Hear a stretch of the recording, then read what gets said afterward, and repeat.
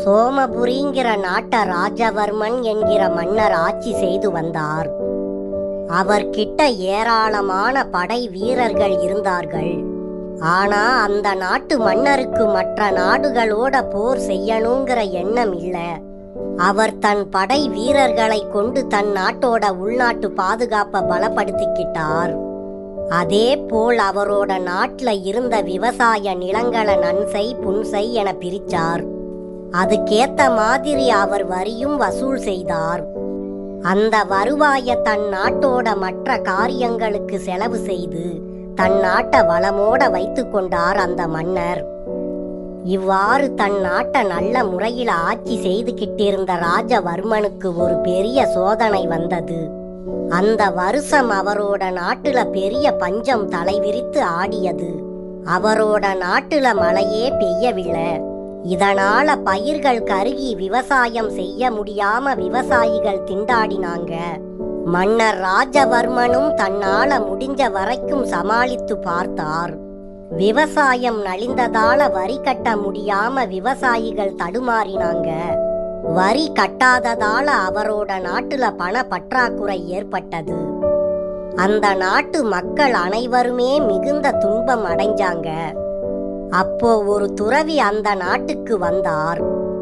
உடனே மன்னர் ராஜவர்மன் அந்த துறவிய பார்க்க வேண்டி அவர் தங்கியிருந்த குடிலுக்கு வந்தார். அங்கு அந்த துறவியோட சீடர்கள் துறவி தூங்குகிறார் என்று மன்னரிடம் சொன்னார்கள். அதற்கு மன்னன் ராஜவர்மன் நான் காத்திருக்கிறேன்னு சொல்லி துறவியோட குடிலின் வாசல்ல காத்திருந்தார். பின் 1 மணி நேரத்துல அந்த துறவி எழுந்து விட்டார். அப்போ அந்த துறவி கிட்ட அவருடைய சீடர்கள் இந்த நாட்டோட மன்னர் தங்களுக்காக வெளியே நீண்ட நேரமா காத்திருக்கார்னு சொன்னாங்க.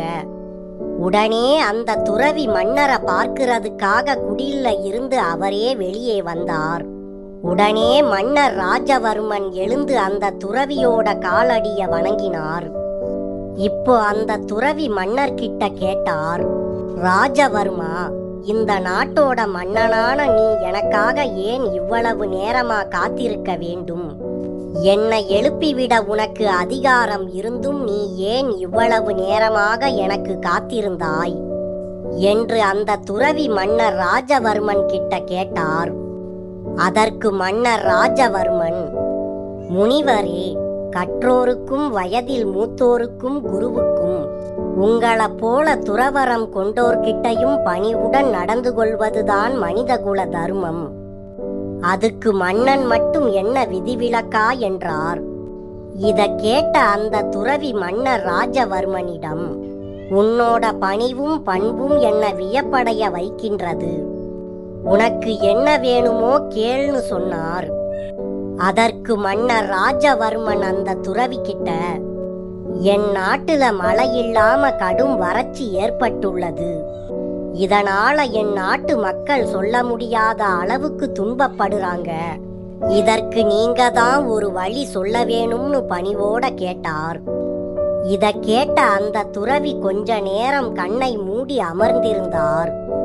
பின் அந்த துறவி மன்னர் ராஜவர்மன் கிட்ட சொன்னார், மன்னா, உன் நாட்டோட வறட்சியை என்னால போக்க முடியும். அதுக்கு குறுகிய கால திட்டம், நீண்ட கால திட்டம் என்று 2 முறைகள் இருக்குது. குறுகிய கால வழி என்பது என்னால மந்திரங்கள் சொல்லப்பட்டு மழை பொழிய ஆரம்பிக்கும். அதன் மூலமா உன் நாட்டோட வறட்சி நீங்கும். ஆனா மறுபடியும் உன் நாட்டுல வறட்சி வரும். அப்போ என்ன போல இன்னொரு துறவி கிட்ட நீ போக வேண்டி இருக்கும். இதுதான் குறுகிய கால வழி என்பதாகும். ஆனா இது மூலமா உன் நாட்டுக்கு உடனடி பலன் கிடைக்கும். ஆனா நீண்ட கால வழி என்பது மந்திர தந்திரம் இல்ல. நான் சொல்ற யோசனைகளை மட்டும் நீ செய்தால் போதும். ஆனால் இது உன் நாட்டுக்கு பலன் தர நீண்ட நாட்கள் ஆகலாம். அதன் பிறகு உன் நாட்டுல வறட்சி வந்தாலும் அதை உன்னால சமாளிச்சு கொள்ள முடியும். இப்ப நீ என்ன சொல்றன்னு மன்னர் ராஜவர்மன் கிட்ட அந்த துறவி கேட்டார். துறவி இவ்வாறு கூறியதை கேட்டு கொஞ்ச நேரம் யோசிச்சு நின்ற மன்னர் ராஜவர்மன் ஐயா, என் நாட்டுக்கு நீண்ட கால திட்டம் இருந்தால் நல்லதுன்னு நான் நினைக்கிறேன்னு சொன்னார். ஏன்னா எதிர்காலத்துல இது போல துன்பம் வந்தால் அது எனக்கு பிறகு வரும் மன்னனுக்கு மிகுந்த துன்பத்தை கொடுக்கும்னு சொன்னார். இத கேட்ட துறவி மன்னர் ராஜவர்மனிடம், உன்னோட நல்ல எண்ணத்தை நான் பாராட்டுறேன். உன்னால இன்னும் எத்தனை காலத்துக்கு இந்த வறட்சிய சமாளிக்க முடியும்னு துறவி மன்னர் கேட்டார். அதற்கு மன்னர், முனிவரே, இன்னும் 5-6 மாதங்கள் மட்டுமே இருப்பை வைத்து சமாளிக்க முடியும்னு சொன்னார். உடனே அந்த துறவி மன்னர்கிட்ட, கவலைப்படாதே, உன் நல்ல மனதுக்கு அவ்வளவு காலம் நீ துன்பப்பட மாட்டாய். அடுத்த மாசத்துல இருந்து நல்ல மழை பெய்ய வாய்ப்பு இருக்குது. அதுக்குள்ள உன் நாட்டு மக்களை தயார்படுத்துறது தான் இப்பொழுது முக்கியமான பணி என்று துறவி மன்னர் ராஜவர்மன் கிட்ட சொன்னார். மன்னர் ராஜவர்மனும் துறவி கிட்ட, நான் என்ன செய்யணும் சொல்லுங்கன்னு கேட்டார். இப்போ துறவி மன்னர்கிட்ட கேட்டார், உன் நாட்டுல ஆற்று வெள்ளம் வரும் பாதை இருக்குதா என்று கேட்டார். மன்னரும், ஆமாம், அது காய்ந்து வறண்டு போய் கிடக்குது என்று சொன்னார். உடனே துறவி மன்னர்கிட்ட, கவலைப்படாத, முதல்ல ஒரு கூட்டத்தை ஆற்று பாதையை அகலப்படுத்தவும் ஆழப்படுத்தவும், மேலும் ஆத்தோட கரையோரங்கள்ல மரக்கன்றுகளையும் நட்டு வைக்க சொல். அடுத்து ஒரு கூட்டத்தை ஆத்துல இருந்து 4-5 இடங்கள்ல கால்வாய் வெட்டி ஊருக்கு நடுவுல குளம் எடுக்க செய். அதை சுத்தி கரைய உயரப்படுத்தி பலப்படுத்த செய்.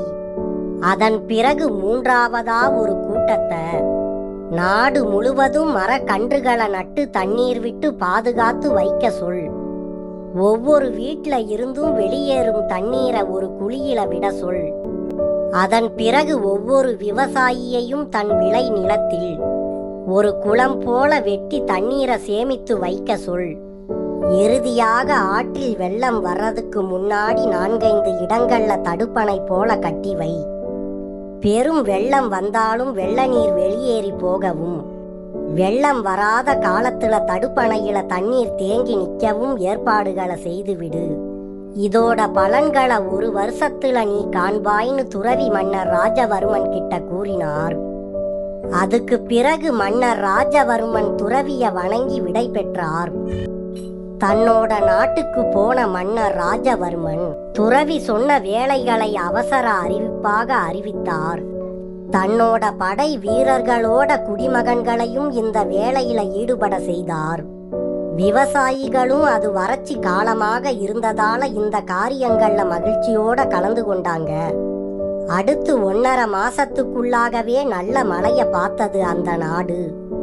அதன் பிறகு பெருமளவு வெள்ளம் வந்தாலும் வடிகால் வழியாக நீரெல்லாம் வெளியேறிவிடும். அதன் பிறகு எந்த அளவுக்கு வறட்சி வந்தாலும் ஈரப்பதம் காயாமலும் தன்னோட நாட்டை பாதுகாத்து வளப்படுத்தி கொண்டார் மன்னர் ராஜவர்மன். இது போல நாமளும் நம்மோட வாழ்க்கையில எந்த ஒரு செயலையும் நிதானமா சிந்தித்து திட்டமிட்டு செஞ்சா அந்த செயல்ல கண்டிப்பா ஜெயிக்கலாம்.